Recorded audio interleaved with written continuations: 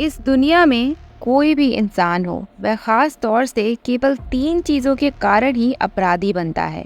लोभ, मोह, काम यानी कि वासना।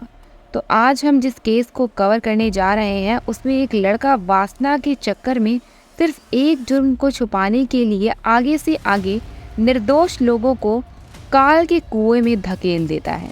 वो लोग जिनके साथ वह उठता बैठता खाता पीता था, उसके साथ काम भी किया करता था, उन्हीं सभी 9 लोगों की जीवन लीला को वह समाप्त करके उन्हें कुएं में फेंक देता है।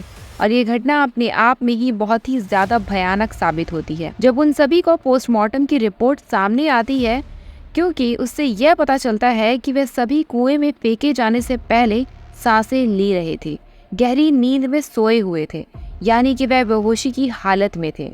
इस वीडियो को देखने के बाद शेयर ज़रूर कर दीजिएगा, क्योंकि हो सकता है कि ये वीडियो देख करके कोई और इंसान इस तरह से बेवजह किसी का शिकार ना हो सके। खैर, इसके पीछे की हर एक पहलू को हम नज़र डालेंगे। चलिए शुरू करते हैं। तो ये कहानी शुरू होती है संजय, जो कि बिहार का निवासी था। गरीबी के चलते कामकाज की तलाश में वह बिहार से निकलकर तेलंगाना के वारंगल पहुंच जाता है। वहां बैग यूनिटी कंपनी, यानी कि जो बोरी और बैग बनाने का काम करते हैं, उसी कंपनी में संजय को काम मिल जाता है।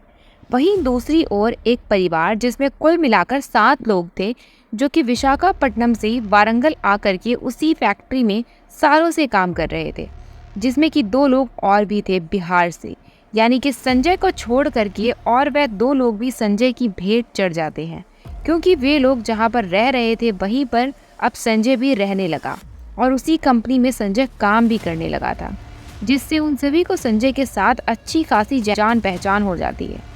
समय बीतने के साथ एक दूसरे के परिवार के सदस्य की तरह बन जाते थे। वे लोग कोई भी त्यौहार मनाते हो आसपास में मिलजुल करके मनाते। उनका यह मेल मिलाप लॉकडाउन से पहले ही हो गया था।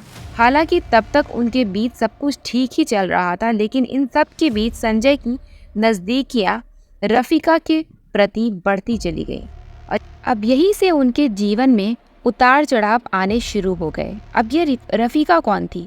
जैसे कि मैंने आपको बताया कि एक परिवार के कई लोग थे जो उस फैक्ट्री में काम करते थे, और जो कि वह परिवार मकसूद का था, जिसमें मकसूद, उसकी पत्नी निशा और उसके 2 बेटे शहबाज और सुहेल, और उसकी एक बेटी बुशारा भी थी। बुशारा का एक 3 साल का बेटा भी था और मकसूद की भतीजी थी रफ़िका, जो कि तलाकशुदा थी और वह अपने बच्चों के साथ वहीं रह करके अपनी जीविका चला रही थी। उसकी एक बेटी भी थी। रफ़िका और संजय के बीच अब कुछ होने लगा था, जबकि संजय की उम्र 24 साल थी और वहीं रफ़िका की उम्र 37 साल थी। अब रफ़िका वैसे भी सहारे की ज़रूरत महसूस कर रही थी, तो उसका संजय के प्रति आकर्षित होना लाजमी था। पर संजय जो रफ़िका के लिए प्यार दिखा रहा था, वह असल में उसके पीछे की वजह कुछ और ही थी। वही वजह उन सभी के काल का कारण बन जाती है। अब समय रहते उन दोनों के बीच में जब नज़दीकियाँ हद से ज़्यादा बढ़ने लगी, तो उन दोनों के बीच में बहुत कुछ होने लगा। तब संजय के साथ रहने के लिए रफ़िका अपने बच्चों को लेकर एक अलग ही फ्लैट में रहना शुरू कर देती हैं। जैसे कि हम आजकल बोलचाल में उसे कहते हैं लिव इन रहना, लिव इन में रहने शुरू कर देते हैं वो लोग। अब यहाँ तक तो सब कुछ ठीक ही चल रहा था, लेकिन फिर समय बीतने के साथ साथ संजय अपना रंग दिखाना शुरू कर देता है। दोनों के बीच में झगड़े होने लगे, लेकिन संजय हर बार रफ़िका को समझा बुझा के उसे शांत कर दिया करता था और फिर दोनों नॉर्मल हो जाया करते थे। अब दोनों के बीच में बहसबाजियाँ, लड़ाई झगड़े क्यों हुआ करते थे, यह तो हमें आगे की जांच के दौरान ही पता चलेगा। और अब 6 मार्च 2020 ये वो दिन था जब संजय रफ़िका को लेकर के विशाखापट्टनम पहुंचने के लिए वहां से रवाना हुए, क्योंकि संजय मकसूद को बता चुका था कि वो रफ़िका के साथ शादी करना चाहता है, तो इसीलिए उसे रफ़िका और ख़ुद के बड़ों से बात करनी होगी। यहाँ पर बात यह भी थी कि रफ़िका को एक जीवन साथी की मिल चुका था और शादी के बाद वह और भी ज़्यादा भरोसे के साथ एक दूसरे के साथ रह सकते थे। तो इसीलिए रफ़िका संजय के साथ चलने को तैयार हो गई, क्योंकि उसे नहीं पता था कि वह सफ़र उसके जीवन का आखिरी सफ़र होने जा रहा है।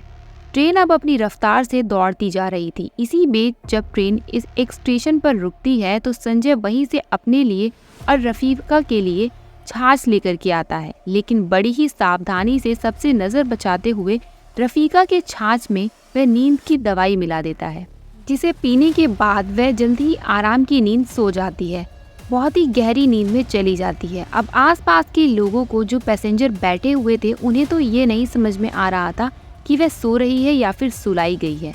अब संजय ने देखा कि अब उसे देखने वाला आसपास कोई नहीं है, तो नज़र बचाते हुए रफ़ीका को वो हमेशा के लिए सुला देता है।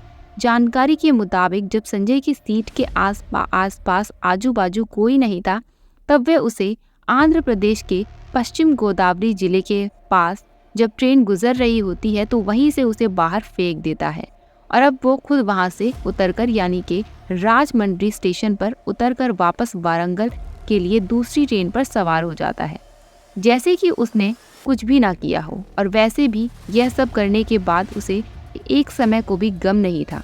फिर अगली सुबह संजय वारंगल अपने उसी ठिकाने पर पहुंच जाता है। संजय को अकेला देखकर उन सभी ने उसके सामने सवालों की झंडे गाड़ दिए, और उनमें से सबसे बड़ा और अहम सवाल यह था कि रफ़ीका कहाँ है। इस पर संजय ने जवाब दिया कि वह अपने गांव में है और कुछ समय बाद यहाँ वापस आ जाएगी। हालांकि निशा के मन में खटक चुका था कि संजय ज़रूर कुछ छुपा रहा है, और इसीलिए वह समय समय पर संजय से पूछती रहती थी, सच सच बताओ कि रफ़ीका कहाँ है, नहीं तो मैं पुलिस को तुम्हारे खिलाफ इस बात को लेकर शिकायत करूंगी। इस बात से अब संजय भी सोच में पड़ गया कि अगर इसने सच में ऐसा कर दिया तो मेरा सब कुछ भांडा फूट जाएगा। इसीलिए उसने निशा को ख़त्म करने का सोचा। फिर उसने सोचा कि कल को अगर कोई और खड़ा होकर मेरे से यह सवाल करने लगा तो मैं क्या जवाब दूंगा, तो क्यों ना इन सभी को एक साथ ही रास्ते से हटा दिया जाए। और फिर इसी दौरान उसे यह पता चलता है कि 20 मई को मकसूद के बेटे शहबाज का जन्मदिन है, और उसी दिन वे सब मिलकर छोटी सी पार्टी करने वाले हैं। और इस पार्टी में त्रिपुरा का मूल निवास शकील, जो कि मकसूद के निमंत्रण पर ही उसके घर पर आ रहे थे, और वह भी संजय के जाल में बेवजह फंस जाता है।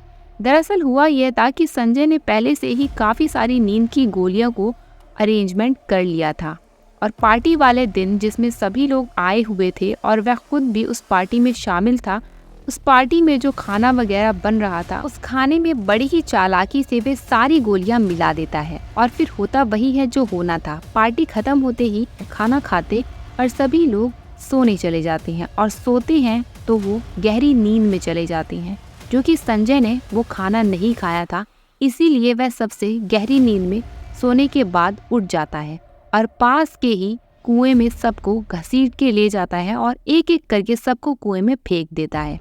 हालांकि वे सभी अभी गहरी नींद में थे, लेकिन वो पानी वाला कुआं था, तो बेचारे सभी नींद में ही रह गए और संजय वहां से फिर भाग गया। 25 मई 2020 को संजय पकड़ा जाता है, क्योंकि पुलिस की इन्वेस्टिगेशन के दौरान पुलिस वालों की एक सीसीटीवी मिला, जिसमें अब उसे सीसीटीवी फुटेज में यह देखा गया कि एक शख्स घटनास्थल की ओर 20 मई की शाम को जाता हुआ नजर आता है, और फिर ठीक अगली सुबह यानी कि 21 मई को वह शख्स वापस आता हुआ भी नजर आता है। लेकिन उसके अलावा जाने वाले लोग और बाकी के कोई भी लोग वापस आते हुए नहीं दिखाई पड़े, और इससे यह तो साफ हो गया था कि हो ना हो यह व्यक्ति इसके पीछे का जिम्मेदार है, और इसीलिए आगे की जांच करने के बाद उसे पकड़ लिया जाता है। और फिर पकड़े जाने के बाद कड़ी पूछताछ करने पर ही उसने ये सारी कहानी बताई, जो कि इसके पीछे की वजह बनी। अभी इसके पीछे की वजह जानना बाकी है, लेकिन उससे पहले इस चैनल को सब्सक्राइब करके वीडियो को लाइक कर दो। सैकड़ों लोगों से पूछताछ करती है पुलिस, और उसी पूछताछ के दौरान यह पता चलता है कि आखिरकार संजय ने वो सारी गोलियां कहां से खरीदी थी, जो कि एक सबूत के रूप में भी कोर्ट में पेश किया गया था। और वह बात भी सामने आई थी जब रेलवे पुलिस के द्वारा रफ़ीका का शरीर बरामद हुआ था, जिससे पता चलता है कि इसमें भी संजय का ही हाथ था, यानी कि संजय ने ही उस घटना को अंजाम दिया था। इन सभी गुनाहों को फिर देखते हुए तेलंगाना की निचली अदालत ने संजय को भी फांसी की सजा दी थी, पर इसके आगे की इस मामले को लेकर कोई भी अपडेट इंटरनेट पर देखने को नहीं मिल रही है। तो इसका मतलब यह हो सकता है कि यह केस अभी भी चल रहा हो।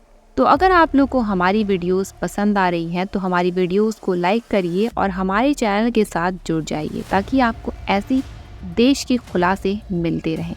मिलते हैं एक और नए खुलासे के साथ, एक और नए केस के साथ। जय हिंद।